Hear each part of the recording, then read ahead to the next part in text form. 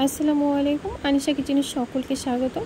আজ আপনাদের তৈরি করে দেখাবো চিকেন স্টু। আর এই চিকেন স্টুটা খেতে এত বেশি মজা হয়েছে কি বলবো। আপনারা যদি না তৈরি করে খান তাহলে কিন্তু বুঝতে পারবেন না। আর সেম রেসিপি ফলো করলে আপনাদেরও আমার মতোই হবে। এটা আমি ফার্স্ট টাইম বানিয়েছি, খেতে কিন্তু মাশাআল্লাহ অনেক বেশি মজা হয়েছে। আর আমার মেয়ে এটা তো অনেক বেশি পছন্দ করেছে। কথা না বাড়িয়ে চলে যাচ্ছি মূল রেসিপি বানানোর জন্য। এখানে সব কিছু রেডি করে নিয়েছি। এবার হচ্ছে কর্নফ্লাওয়ারটা একটু পানি দিয়ে গুলে রাখবো, তাহলে কাজটা খুব সহজ হবে। কর্নফ্লাওয়ারটা গুলে নেওয়া হয়ে গিয়েছে। এখন হচ্ছে রান্নার জন্য চলে যাব।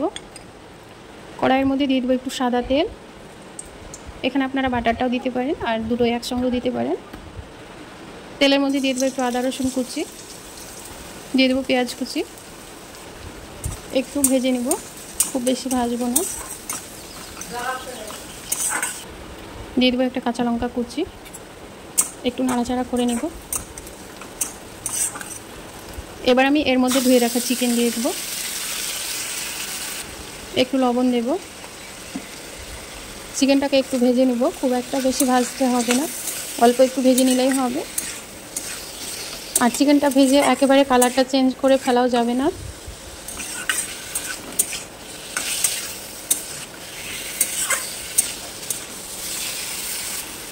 এবার আমি এর মধ্যে দিয়ে দেবো আলু। আর একটা আলু মিডিয়াম সাইজের নিয়ে সেটাকে আমি টুকরো টুকরো করে নিয়েছি। এটাকেও ভালো করে নাড়াচাড়া করে একটু ভেজে নিতে হবে।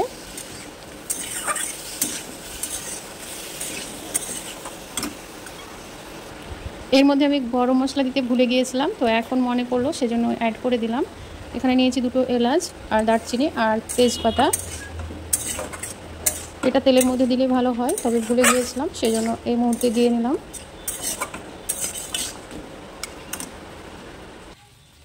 এবার আমি এর মধ্যে সবজিগুলো অ্যাড করব। সবজির মধ্যে নিয়েছি পেঁপে আর গাজর আর কিছু পেঁয়াজও আছে। পেঁয়াজটাকে পাপড়িগুলো খুলে খুলে নিয়েছি। সবজিটাকেও চিকেনের সঙ্গে একটু ভেজে নিতে হবে। এই মুহূর্তে কারেন্টটা পালিয়ে গেল, সেজন্য একটু অন্ধকার মনে হচ্ছে।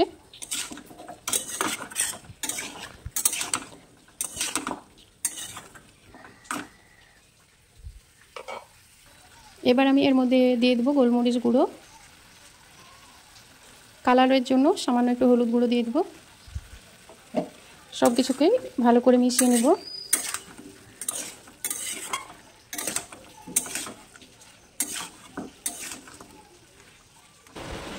এবার আমি পানি দিয়ে দেবো, একটু বেশি করে পানিটা দেব, যেহেতু সবজিগুলো এবং চিকেনগুলো সেদ্ধ হবে, আবারও কিছুটা ঝোল রাখতে হবে। এই বাটি মাপ করে আমি এখানে 2.5 বাটি পানি নিয়ে নিয়েছি। নাড়াচাড়া করে নিব।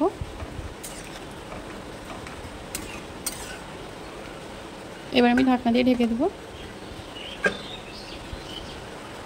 এবার ঢাকাটা তুলে দেখে নেব যে এগুলো সেদ্ধ হয়েছে কিনা। সবজিগুলো খুব সুন্দরভাবে সেদ্ধ হয়ে গিয়েছে।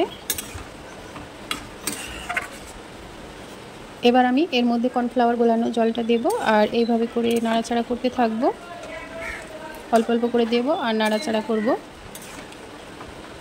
কর্নফ্লাওয়ার গোলানো জল দিলে স্টুর যে এই ঝোলটা সেটা একটু গাঢ় হয় আর খেতেও বেশ ভালো লাগে।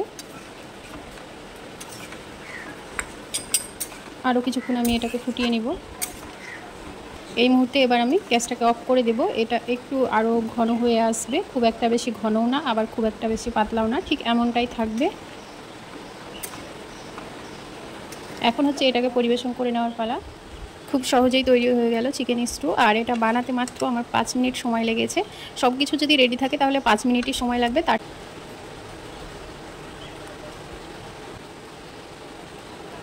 শরীর যদি খারাপ করে তাহলে এইরকম চিকেন স্টু থাকলে কিন্তু বেশ ভালো লাগে। আজকে আমার মেয়ের শরীরটা খারাপ, ওর হচ্ছে জ্বর হয়েছে, জ্বর সর্দি, তো বললো আমাকে চিকেন স্টু বানিয়ে দাও, খাবো। সেই জন্যই কিন্তু আমি এই চিকেন স্টুটা আজ বানিয়ে নিলাম। ওর ভালো লাগবে খেতে। আর জ্বরের মুখে এই রকম হালকা পাতলা মশলায় খেতে কিন্তু বেশ ভালো লাগে। আজকের এই চিকেন স্টু রেসিপি আপনাদের কাছে কেমন লেগেছে অবশ্যই কমেন্ট করে জানাতে ভুলবেন না। মাশাআল্লাহ, খেতে এটা অনেক বেশি মজা হয়েছে। একবার হলে আপনারা এটা বাড়িতে বানিয়ে দেখতে পারেন, আশা করছি ভালো লাগবে। ভালো লাগলে একটি লাইক করবেন, পাশে থাকা বেল বাটনটি ক্লিক করবেন। যখনই ভিডিও আপলোড করব সেমাত্র আপনাদের কাছে নোটিফিকেশানটা পৌঁছে যাবে। আর সবজিগুলোও কিন্তু খুব সুন্দরভাবে সেদ্ধ হয়েছে, এটা খেতেও বেশ ভালো লাগছে। সে পর্যন্ত সকলে ভালো থাকবেন, সুস্থ থাকবেন। আল্লাহ হাফেজ। দেখা হচ্ছে নতুন কোনো রেসিপিতে।